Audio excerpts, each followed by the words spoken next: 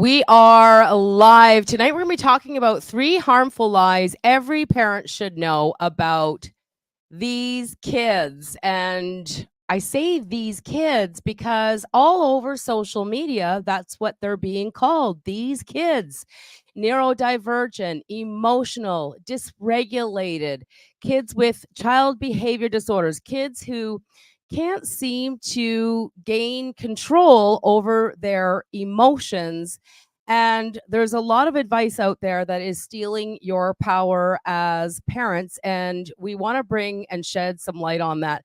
If you're just joining us or just getting to know us, we are Bonnie and Thomas Leota. yeah, and I just got to say this because, yes, I'm going to say, yes, I'm a high school dropout. I get called on this quite a lot. Like, why would I listen to you? You don't even have an education.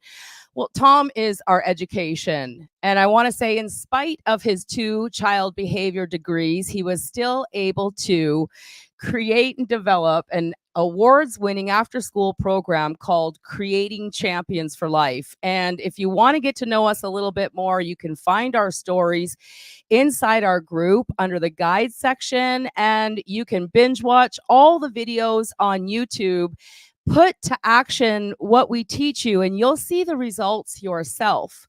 What brought us here talking to you today is, I had a dream since 1994 to find a way to empower all kids by the age of 12, because I knew that if I had the information that I had discovered in my early 20s when I was a 10 or 11 or a 12-year-old, I never would have done all of the rebellious, stupid things I did as a teenager that ruined my life, that ruined my relationship with my parents, that caused me to give a baby up for adoption because I didn't think that I could handle it or be a good mom. And 18 years later, there I was, a mom, very successful in business. I had invested over $100,000 in my personal development so I could become a leader and give my kids a better life. And there I was in fetal position, wondering why my kids were neurodivergent, why they were dysregulated, why they were being diagnosed with different behavior disorders and mood disorders. And my heart literally broke, not just for them, but also for myself as a mom, because don't we all have a dream that we're going to become parents and we're going to love our kids so much? Like, if you had this dream too and you're watching this and you're with us right now, share in the comments. We want this to be an interactive, fun, safe place for you to be as you grow as a parent with the truth. You've always heard the saying, you will know the truth when you hear it, and the truth will set you free. So we're going to be talking about 3 harmful lies that you should know about your children. And we're also going to be sharing truths that you should know about your children. Truths, solutions, proactive things, empowerment that will give you your power as a parent, that will put you in the driver's seat as a parent. So you're never going to be stuck again, not knowing what to do with the child that you love so much, but has brought many of you to a breaking point. So as we wait for people to find us and join us tonight live, can you share about the thousands of kids that you saw that were being kicked out of traditional daycares before we get into the meat of our subjects tonight? You bet. Your little mavericks in your after school program, misfits. the little misfits, The call them the little oddities. misfits. Yes. Yes. Just a little side note, but what do you think makes up a circus other than all the little geniuses embracing their own uniqueness in their own special way called a gift to share with the world? Pull them all together, they make the circus. You see, I've had the privilege and honor of working with kids my whole life. And when I was in a position to teach martial arts back in 1994, I had a whole classroom full of little white belts. And I was thinking to myself, most kids can't make it through the gauntlet of punishment, punishment, punishment. And at that time, when I was going to be in position to guide them, I was going to do the opposite of anything negative so they could step into their power And one thing about becoming a white belt to a black belt is a path of, just like from being born a white belt, you don't know anything. And the neatest thing about being a white belt mindset, being a kid, is you're not expected to do anything correct, perfect, or right, CPR, but you are expected to just do something, get involved, play, and start the learning process. And then when you're black belt, you've got all your Jedi life skills training done. So if we can relate a white belt being a newborn, just a little toddler running around, just doing something, not expected to do anything right, correct, right, because they don't know yet. But then when they're ready to launch out of the nest, that would be their black belt development. All the life skills for them to go from zero to hero and be on their own. And so when I had a chance to start teaching them, I started seeing kids come and parents were like, he just doesn't listen. And I think there's something wrong with him. Can you fix him? I need you to beat some respect and some discipline into this kid. And I saw the same pattern. Can you fix him? Can you fix him? Can you fix him? And I started thinking to myself, people are believing there's something wrong with the kid. And so through that path, every single child that was labeled, everything underneath the sun, I've heard everything, all the medications left, right, and center. And what I noticed is that every single child came alive when they used to just start by being able to do something and be guided into, hey, do you know who's in control of that little body of yours? Is it mom or dad?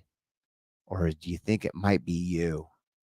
And did anybody ever take the time to teach you how you could do this? Mm-hmm. And when they got that shift that they could actually be in control, everything started to fall right into place. And I've seen it happen again and again and again. And so I'm not saying if you're ready for this journey or not, or you are open for another perspective, but if you are, think of your mind as a parachute. When does it work best? When it's missing, closed, or open. Give Yes. yourself permission to just be open, because tonight is a message for you if you're open. Yeah. So we're talking about kids with big emotions. Have you ever been in a situation? Share with me in the comments. Have you ever been in a situation where you'd gone over and above to be nice to your kids, to be kind to your kids, and for whatever reason, they're just having huge meltdowns, they're freaking out, they're throwing things, hitting, kicking, screaming, and you've just been at a complete loss for what to do? And perhaps then you go to the videos or you go to the parenting books. Maybe that's what brought you here. Maybe you did a search somewhere and you found one of our videos and that brought you here because you're searching for an answer. So we're going to give you some answers tonight, some solutions, and we're going to bring some awareness to this so that you can be empowered from this night moving forward. Thank you for sharing, Renee, and that's often. And Angela, thank you so for sharing. The mind works best when it's open. Thank God I was open when I found you both. Well, yes, I encourage you to be open. Number one, we're just going to get right into it. Number one, Right in. the number one lie, harmful lie that every parent should know is we have been conditioned to believe that our children just can't. Tell me, have you ever heard your child can't sit still? Your child can't focus. Your child just simply cannot control their emotions. Your child can't. And that is a harmful lie that steals life from you and steals life from your child. And we can very simply change that right now with a decision to start to believe in your child. All of the above. Thank you for sharing again. Thank you for sharing. Yes. So we've heard all of the above. I heard all of the above. Your child just simply cannot focus.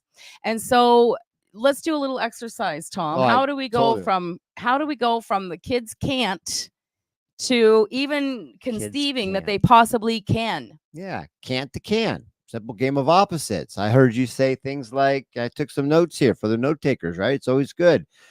He can't sit still. He can't do this. He can't do that. Well, If we were heading over to the swimming pool, guess what somebody would label their newborn or little toddler, or maybe the 5-year-old? He can't swim. Wait for it. It clicked for some of you. Some of you might get it on the way home tonight. Oh, well, that's a simple fix. Nobody took the time to transfer a life skill called swimming, yet. If you're with me, let's say yes, type it in. You see, we accept that one as legitimate, but to take this label and stop them from not going any further makes no sense whatsoever to me. He can't swim. Oh boy, guess what we get to do?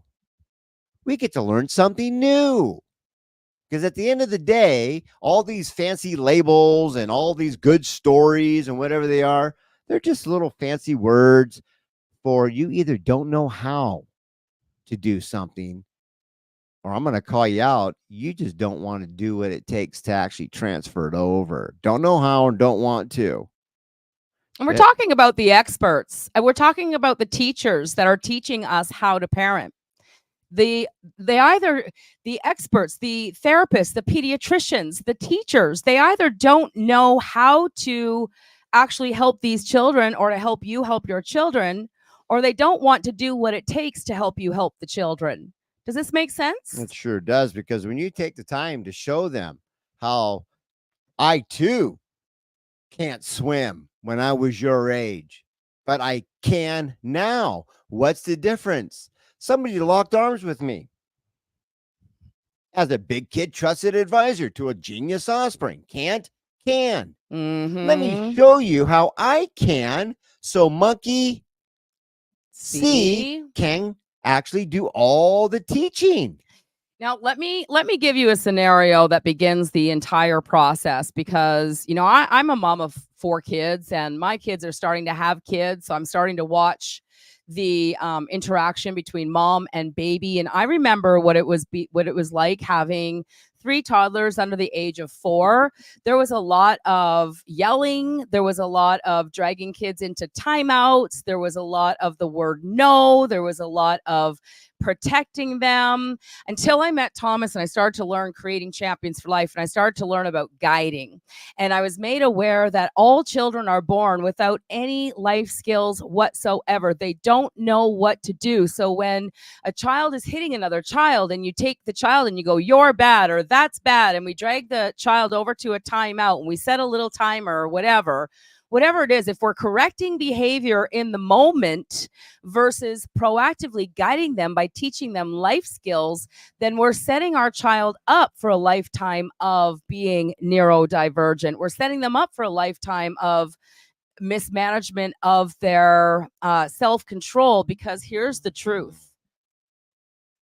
Have any of you ever lost control over your emotions? Have you ever cried about anything? Got angry about something, yelled at your sister, your mother, your spouse, a brother, a sister, a child? Have you ever got angry at your child? Share with me in the comments. I know that there's a little bit of a delay here, and I know it's a safe place, but we want this to be interactive, and I'm making a point here, because the truth is that when we feel lack of control over a situation, the only place to go is to cry. From newborn baby up to geriatrics, people who are in their last years of life cry when they don't have control over a situation. Yes, I have. Yes. Thank you for sharing, Nicole and Chelsea, the truth, and for being open and for being vulnerable. And if you're watching this and you're not ready to be open and you're not ready to comment, yes, just think to yourself, have I ever lost control? Now, what would happen if we put you into a situation where you felt like you have no control and you're like just this top that's ready to explode, And we didn't understand that, but we put a label on it and a stamp on it. And we started to do all of these outside things to try to get you to calm down. You should feel okay now. You should be fine. No, we don't hit our sister. Are you hearing me on this? If so, give us a like, give us a heart. This should make sense. Okay. So the saying is, moving forward, when we take the control, hi, Muriel, thank you. Someone please bless me with something to feed my kids. Oh, Bernard, talk about that. We'll bring that up a little bit later. Okay. Hi, Muriel. Welcome to the event here tonight. So we're talking about taking control off of our child. And we're going to get into that a little bit deeper here this evening in a little bit, but giving them the gift of, we call it self-control. So give them a little mantra. This is a little mantra. You might want to put it on a sticky note or a cue card or something, but this is a great gift for all of us, for you and for your children. And it is self-control. I am in control of my body and my actions versus they are in control of my body and my actions, because I cannot deny that something is in control of my body and my actions. You see, and one of those three is part of our free will. Parents, you can be in control of your kids' actions forever, but then it kind of like violates the code of, well, when are they going to launch out of the nest? And you're going to spend the rest of your life with them? They have something happening. If they knew what to do, then why are they even with you in the first place to learn life skills? They're saying, hey, something's happening here. I'm hitting. It's the only time I've ever seen, because you hit me or they hit you and I'm mimicking. Oh, well, that's a great job. Hitting's one of the way to ask for something. Did you know about the other two? Oh my gosh. You could ask, or when you're done, I would like to use it next. There's three options right there. And if the child had those three to pick from, angry face, so-so face, or a happy face, which one do you think they would choose to create with if they actually had all three options? awesome. So I'm writing notes down because, like, even when Harley was 6 or 7 months old and we started putting her in a high chair, and the first thing she did was she grabbed something off the high chair and she threw it to the ground. And the first thing out of mom's mouth was no. And it was done with a vibration of frustration. Has anybody ever been there before? I know I sure have. So I want you to know I'm not coming to you at all in a spirit of I'm better than you. I know something you don't. I'm coming to you in a spirit of, I was duped too. And I believed in these lies.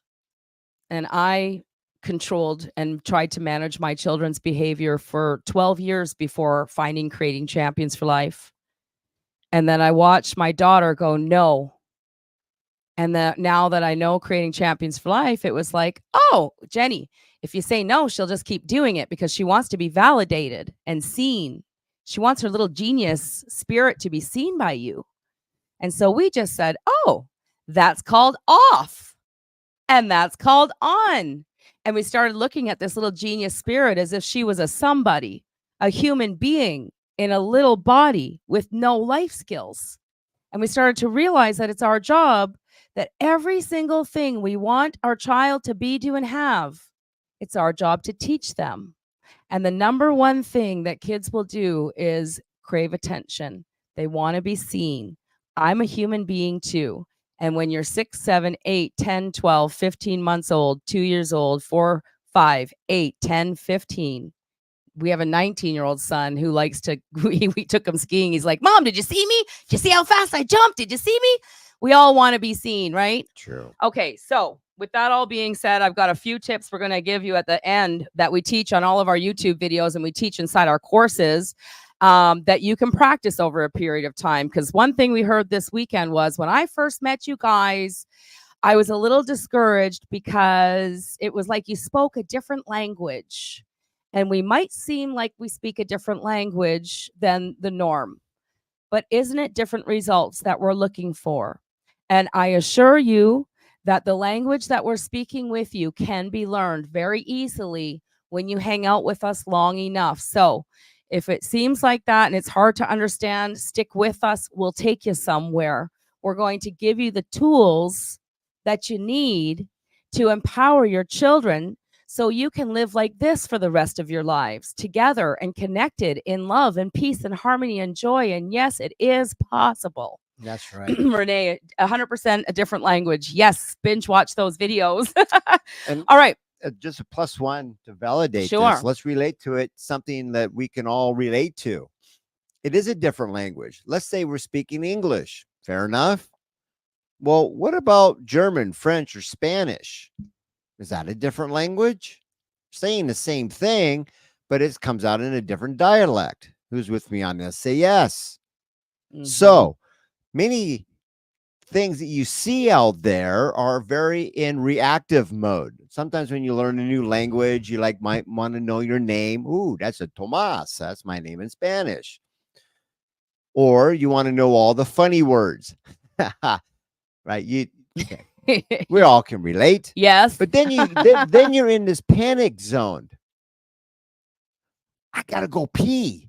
How do I ask for a bathroom in Spanish? I'm asking for a translator. And see, this is what all the mainstream parenting is all about. It's in a panic mode. What do you do in the moment? And yes, I could tell you, donde la baño? And then somebody would point. You would be able to relieve yourself and get through the moment. But then when you came out of the bathroom, now what? Right. You wouldn't be able to have a conversation. How much is this making sense that learning to speak kid is the opposite of, you've already learned how to speak adult? Yeah. Yes. So you either don't know how to learn a new language or you don't want to. But if you can get past those two with good labels of any good story, you'll already win, like so many families have that have taken the path because they made a decision. Well, they made a decision that their kids were worth taking the time to learn the language. So I guess that's True. That's the question, is what do you want at the end of the day? That's right. Do you want to learn how to calm your child in the moment and learn how to make them happy in the moment? Like, oh my gosh. Okay, so we just watched a parenting reel on the way home this evening, and she was like, well, when my son comes home and he's yelling at me, I hate you and you're the worst, and he's throwing his bags on the floor and he's knocking everything off the table, she says, I just take a moment and breathe and think, how do I give love? And then when he leaves, I pick up all his stuff and I put it all away, and I'm like, and then she this says, is the teacher, I'm this is here the for you parenting when coach. you need me. And I'm just like, okay, what is our role as parents? Do you want to have a child who grows up as an adult, self-sufficient, strong, independent, and calm without you? This is a question that you have to ask and answer for yourself. We're going to move into lie number 2. Lie number 2 is that neurodivergent children, or any child that's outside of the normal way of doing things, has some sort of disorder, which means there's something wrong with them, which means we have to kind of go out of the way, or do something off the mark, or do something out of the ordinary to, I don't know, calm them down. And I just have to share this with you because, well, for a fair selection, everybody has to take the same exam. Please climb that tree. Einstein said everybody is a genius, but if you judge a fish by its ability to climb a tree, it will live its whole life believing that it is stupid. And this is the problem with putting every child into a box of what is normal and what isn't normal. What is normal and what's considered neurodivergent. What is normal and what's considered oppositional defiant disorder, what's normal and what's considered ADHD, because the normal way of parenting is the cause of all of the child mental health issues we're seeing today. That's the truth. The lie is that something's wrong with your child. So if we go back to number one and we change, they can't regulate their emotions, and we add the word yet, until I take the time to teach them. And if no one's taught you, then you need to join our program faster than ever. There's no room to go anywhere else, right? Because it's called personal development. Things like focus, things like memory, self control, the ability to communicate, to negotiate, the ability to be kind, the ability to share, all of these things. None of our children were born knowing how to, it's my turn. Now let me give you a turn. No, nobody was born knowing how to do that. In fact, I've spent the last 30 some odd years of my life in personal development, learning how to be better. Do you want me to leave this up here? Yes, please. Go ahead. Okay, so let's start doing some labeling. Hey, goldfish, get out of that bowl and get up that tree, because I said so. I just had him diagnosed. Guess what he is? He's oppositionally defiant disorder. Hey, elephant, you didn't climb the tree. You're supposed to climb the tree. Yes, I know you used your trunk and you could reach it, but you didn't follow the directions. You did it wrong. Something must be wrong with them. We'll come up with a label for that too. Hey, penguin, why can't you be more like the monkey? And so when you start to see that the environment that we're looking to have them do it in the exact same way, it says it very clearly. Everybody is a genius. But when you judge the fish by its ability to climb the tree, it will spend its whole life believing that it is something stupid or something wrong with them. So we got a jingle jangle that we teach all the kids. And it has that secret thumbprint that you have. You can bring that down if you like. Right? It's your thumbprint right there. If two of these matched anywhere in the world, wouldn't it be in the Guinness Book of World Records? I know it's rhetorical, but let's give a moment to think. You see, we're all supposed to do the same formula, but do it in our own unique way. So, I am a genius when I embrace my own uniqueness. So what can a genius do? I can figure things out easily and elegantly. How about you? And Bonnie would say, me too. You want to know why? And I would say, why? And then she would say, because I am a genius when I embrace my own uniqueness. And so when you can let go of, you need to do it exactly the way the monkey did, elephant, and allow the elephant to do it in his own unique way because he's got bigger legs and a trunk, they were both able to reach the top. How much does this make sense? Give us some comments. We love the interaction, thoughts, observations, feelings, comments, questions in the bottom section there. You know how to post. Okay. So. But wait a minute. I don't want to learn a new language. Well, then don't. Right. We still maintain the truth that all children are born uniquely great, and it's up to us to prepare them for the world. We're either going to prepare them for the world, or we're going to postpone the inevitable. Because when I think when we're looking at our 4-year-old who has not the ability to have self-control because no one's ever taken the time to show them what that looks like, we forget that they're going to be 14 soon, or 16 soon, or 26 soon, and out there and living in the real world. You see, we can't like put pressure on our kid every time they have a meltdown and then send them off to kindergarten, because the teachers aren't going to love your kids the way you do. Friends, peers, parents, bosses at their jobs, university teachers, girlfriends, spouses. Are you with me on this? Okay. Every single genius is looking for the sacred training that allows me to be in control of me without you. That's You the see, truth. That's the truth. when they look at you, Yes. and it's not a yes or a no. There's a sacred word in the middle called maybe. And when you pull it apart, there's a sacred I that shows up. And they go, may I be like you? You sure can. May I be able to do what you do? Yes, you will. Will I be able to do exactly what you do one day all by myself without you? That's the name of the game, from father to son, mother to daughter, the rite of passage. If everything that we did was in a game called preparing you to launch out of the nest, everything would not only heal and unite, but the empowerment would fall in, and every single disorder, every single label, every single thing that was off the mark would disappear as fast as mold would if you brought in sunshine and heat. Also, another truth. I brought this poster back up because we might have missed it the first time.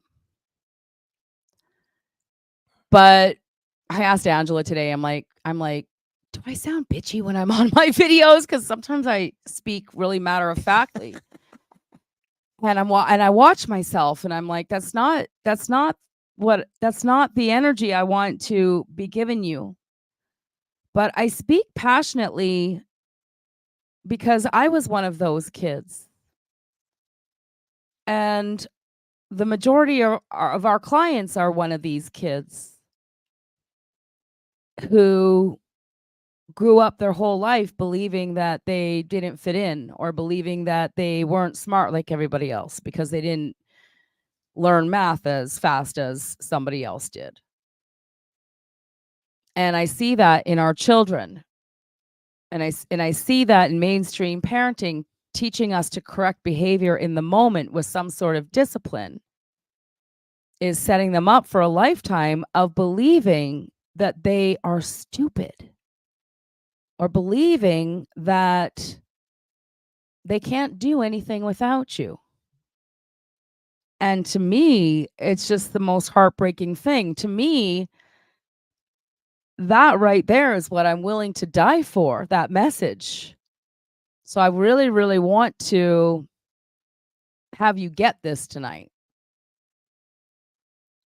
This is the most important thing. When we stop believing what they say about these children, and we realize that these children are uniquely great, when we learn how to communicate.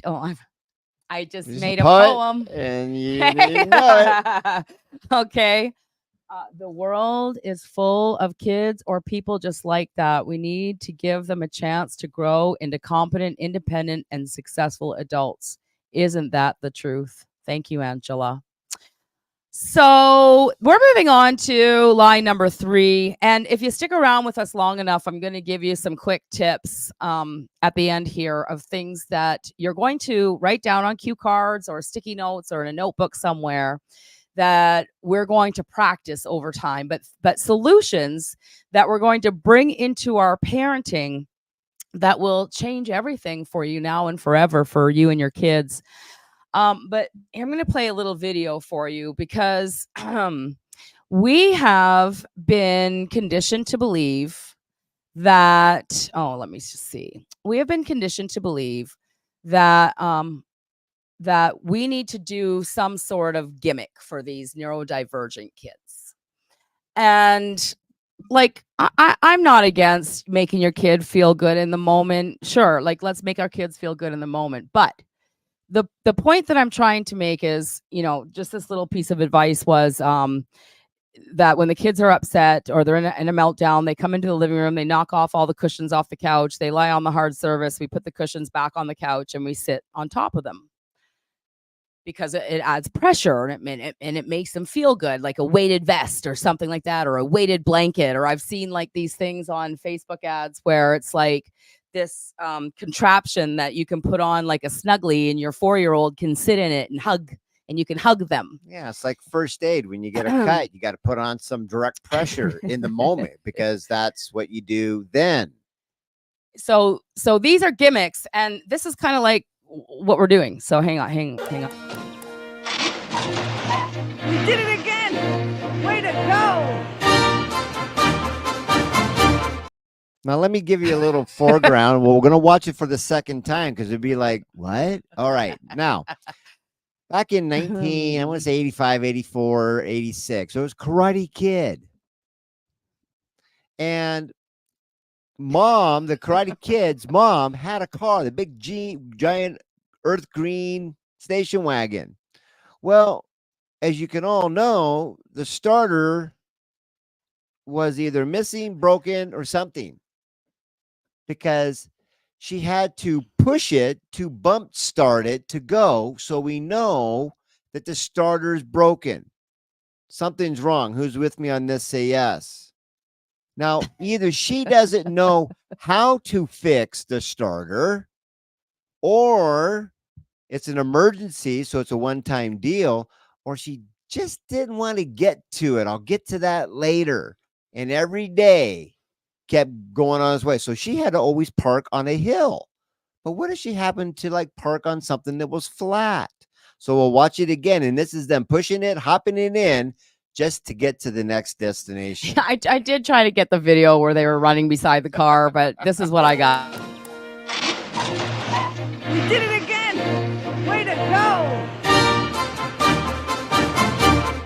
All this parenting with another gimmick to yay, we made it through another day. Right. You know, who was the guy that wrote a book about the candy bar? Oh, What was his name? How men are from Mars, Venus, women are from Venus. But the Dr. John Gray? Dr. John Gray. Yes. Okay, this is Oh what my he told you. He said, gosh. when you go into a store, have a candy bar with you. That way, before you go in, give them half now before you go in. And when things get tough, give them the other half so you can get out of the store. Stupid. Now, I get emergency, but that doesn't prepare you to leave. And what's the kid going to do when you're not there? Do you see what we're saying is people are giving you moments in the moment, but we got to actually transfer what it is that allows you to be able to be independent, AKA I am in control of my body and my actions, or otherwise we're missing the whole relationship on a massive scale. And that's how simple it truly is. So it will not be easy. It will, yeah, it won't be easy. But if you feel in your heart like these guys have something, like go to creatingchampionsforlife.com, click work with us, and see the different programs that we have. But with that being said, number one was can't to can. Can't is the lie. They can do it if we're willing to take the time to show them. Or they either don't know how or they don't want to. That's the human being way to go when something's not get done. When you procrastinate a big job, it's because you don't know how, or you don't want to do your taxes, or you don't know how to fix the starter, or you don't want to take it to the mechanic. So you don't want to spend the money on it. So you just kickstart it like the Karate Kid's mom. Number two was disorders or being neurodivergent is a lie. And if you continue to believe that lie, your children are going to grow up, spend the rest of their lives believing that there is something wrong with them, that they are stupid, that they don't fit in. And that's why you need to make a decision. What decision are you going to make? Go back and do what you've always done. Go back to your therapist, your doctor, go to your therapist and go, what causes oppositional defiant disorder? Well, we don't know exactly what causes it, but we're very certain it's not your parenting. Yes, exactly. If they don't know what causes it, how can they tell you what fixes it? That's by the way, but we can teach you how to bump start your car. We can help you with the medication to get through the day. So at the end of the day, when you make this decision, you're going to have to honestly look yourself in the mirror and go, pop a pill or learn and transfer the missing life skill. And it is this simple, heads or tails. Love me, hate me, it's irrelevant. But the truth is the truth, and somebody has to tell you. All right, so what we're going to do here is we're going to take the challenge and we're going to create lasting change. Who here would like to have forever and lasting change. By the way, Ooh, have ooh. you shared the video out on social media? Have you invited a friend to watch this video? Have you clicked like on the video wherever you're watching it, whether it be YouTube or Facebook? Because don't you agree that the world needs to have this information? Because really, there's a war on the breakdown of child mental health. True. There's a literal war, and your children are on the front line. And we're calling you, mom and dad, or teacher, or whoever's watching, we're calling you to rise up and put on your armor, the armor of information, so that you can protect your children and your family and your grandchildren and your great grandchildren. And so this page is 377 out of the Learn to Speak Kid book. And go ahead. What does it mean? Okay. It says the first L stands for lies. These are the lies that your mind will present to you when you encounter any thought of change. You can move forward when you remove self-limiting lies that have stopped you from moving forward in the past, like learning about the tooth fairy, which turns out to be a lie but seems real to a child. The second L would represent the word limitations. Self-doubt is a belief that exists in many of our children and adults, such as I am not good enough or he is better than me. Once realized, you'll be able to move closer to creating authentic change. The final letter preventing change is E, which stands for emptiness. What is this emptiness that I feel inside that is a challenge to change? There is no passion, pizzazz, drive, nothing. It's just empty. So when you remove the lies, limitations, and emptiness from the word challenge, what is the automatic transformation of the word? Yes, it is the word change. That's powerful stuff. You have the ability to change. You know, you're the only one in the whole world that has the ability to help your child authentically create change. But we're not going to do it the traditional way. We're going to do it by learning to speak kid. We're going to do it by learning to engage in creating champions for life. True. Now, how many of us have ever been on a plane where those oxygen masks actually fall down live? Well, you probably wouldn't be here. But anyways, what I'm saying is they fall down in front of you. And here's the biggest mistake on top of all of this is that the adults that we're talking to here tonight are going, "Oh, this is great. I could do this so I can change my kid." Mm-hmm. But you see, those oxygen masks fall down for a reason. Otherwise, you're going to die. And if I take the oxygen mask and put it on the child first, they live, I die. Hence, the training can't commence until they make a lateral move and somebody picks them up like a foster kid. But if you were to learn to speak kid first, put that oxygen mask on yourself and breathe the life back into you, then you have the rite of passage to pass it on to your kid. So the challenge for change of what Bonnie's going to share is that you either don't know about learning to speak kid or creating champions for life principles, or at the end of the day, you're going to have to get called out and say, well, maybe you don't want to change. But if you do change, that's the sacred part. Exactly. So, some quick tips before we wrap up today. Who would like to know what you can do to start creating change today? Like, get off the presentation, go have an interaction with your child or teenager and have an immediate different result. I'm going to guess that you're typing frantically. We're going to wait for it. You're typing Yes, please. Thank you, Melissa. I was waiting for some comments. That's awesome. All right. So, validate. I want to watch more TV. I would love that for you. What's your favorite show? What is it that you're watching? How many minutes till it's over? What can we do to actually make TV show up? Now, I don't want a bunch of comments going, my kid doesn't watch TV, or like when I say Cookie, Well, my kid doesn't have sweets. Anything that they ask for, anything that they ask for, if you just validate. Now, if you look at your little being as if you were looking at your best friend or your spouse or your sister, and your sister goes, I want to get a belly button ring. Over my dead body, are you getting a belly button ring? You wouldn't do that. You would go, really? Where'd you learn that? Okay, so you're going to validate. All right. Melanie, thank you. Absolutely. Okay, validate. Put it on a. You might not be perfect at it, but we've got a lot of live video footage on YouTube, and we have a lot of trainings here in the Raising Healthy Happy or the Harmonious Parenting group. Sorry. Okay. Number 2, we're gonna ask questions.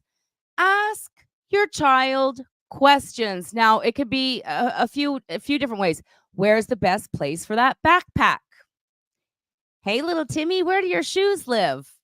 You know, what happens to the dirty clothes when we take them off? Do they go on the floor or do they go in the laundry hamper?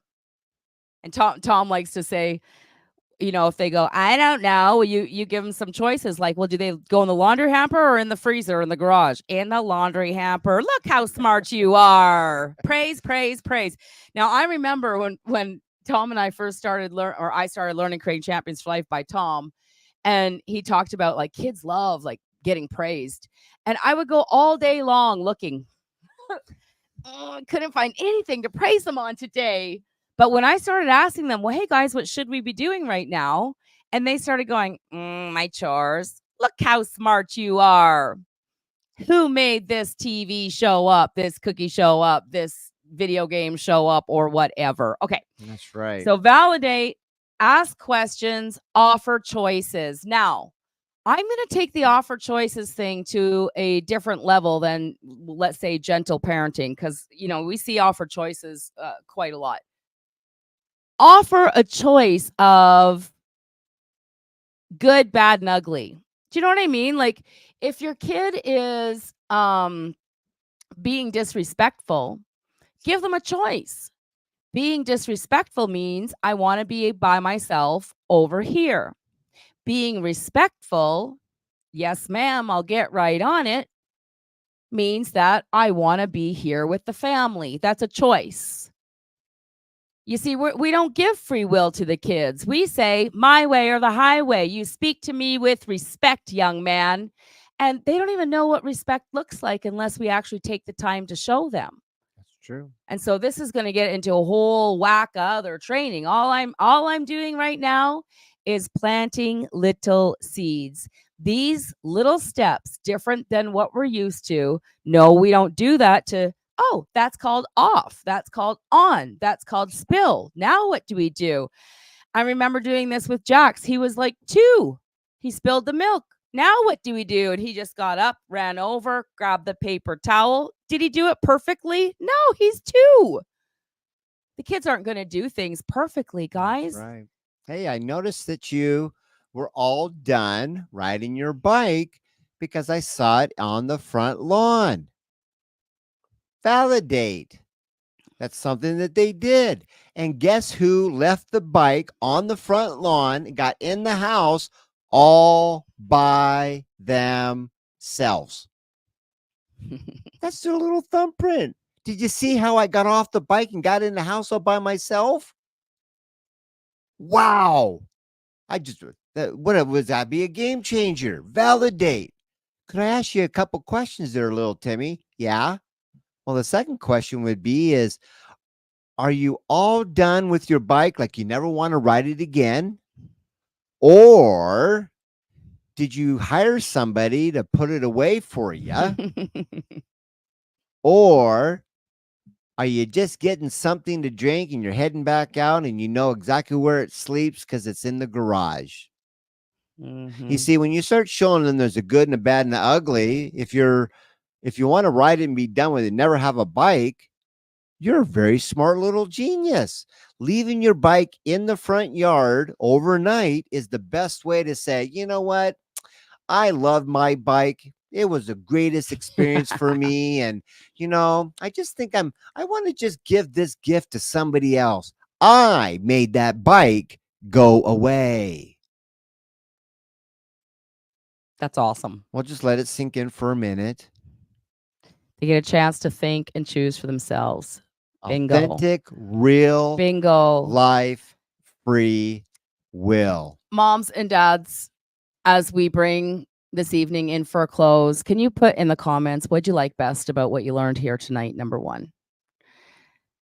Number two is, I remember Gandhi said, be the change that you wish to see in the world. Your kids are counting on you to be that change. Your kids are depending on you to be on their side, to show them how the world works. When they say, Mom, I want a video game, I want a new bike, I want a car, I want this, I want that. They did not ask They you to buy don't, it they're for not them. asking you, go out, tell me yes, tell me no, because a child that's told no, that's not going to happen, has no vision for their future. And we've all heard those who lack vision perish.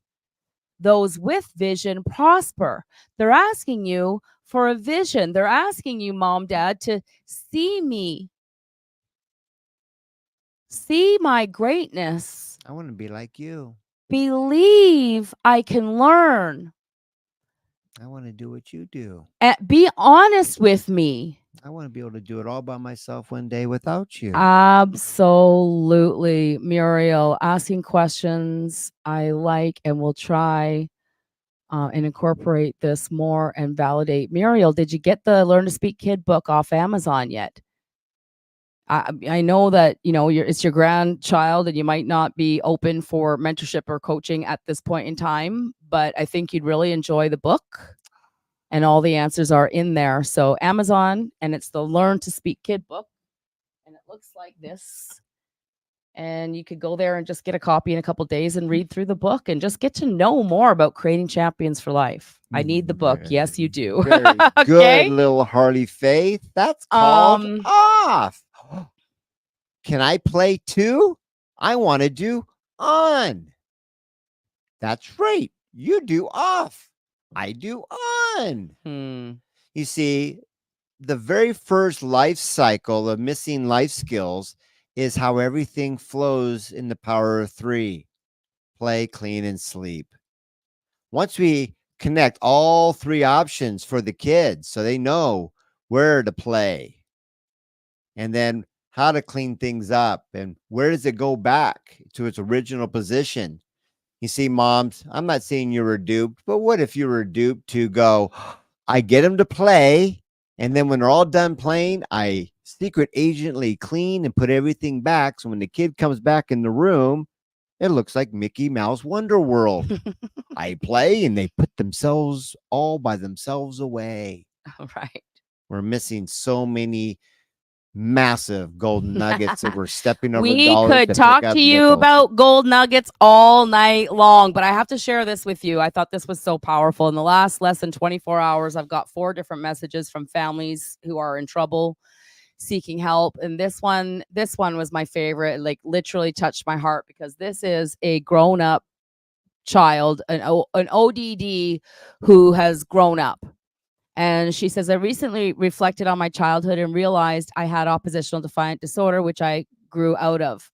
When I look up ODD, I relate to all the symptoms, but I did not find much information explaining it from the kid's perspective until I found your channel. You really hit the nail on the head. For me, it was about feeling misunderstood, controlled, and ignored. I remember I would draw pictures and then my mom would say they looked great and I would start screaming and tearing them up. From an outside perspective, it looks unreasonable, but that's not the case. I knew that my picture wasn't good. When my mom said it was good, I was angry because she lied to me. It made me think she was only being nice because she thinks that I can't. And this is the truth of, like, the real reality of what our kids are experiencing when they're having meltdowns. They don't have a disorder. There's nothing wrong with their brain. They have a broken heart. And they feel somehow boxed in and they feel somehow controlled. So with all that being said, we're going to wrap up. What were some of the things that came in? There were Nobody Great. nobody shared with me what they learned here tonight. Base when I use it, it's Okay, gold. Chelsea, There's base. one. I need the book. Oh, validating what they did right equals absence of all negative thought. Oh, I love that, Nicole. Oh, that's right. Maybe that could be a substitution or a definition of faith, the ability to Oh, move and Muriel, forward. okay, asking questions I like, and we'll try to incorporate more and validate. Yes. Awesome. Angela says, I love the clarity of the message. The examples make so much sense. Melissa said, notice as many good things that they do as possible. Absolutely. Because if my attention was a hose, would I be watering the weeds or the rose? And Muriel said, sad you said that they have broken hearts. Yeah, that's the truth.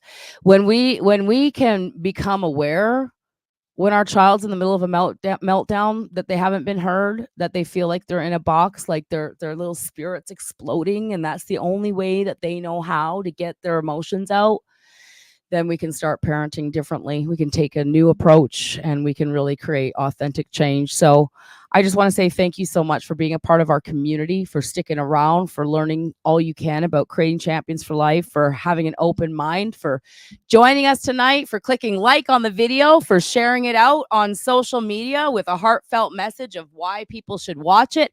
Help us get the word out there. It's my number one most stressful frustration is the vast amount of ignorance that's out there, and when our children are paying the price and we're sitting here with the answer and like a few people know about it. I'm glad that the few people, and I'm not begrudging the small beginning, it's great, but we could use your help. And if you're looking for more, if you want mentorship, go to creatingchampionsforlife.com, click work with us, see the programs that we have, and if you need help, book a discovery session. We'll make time for you.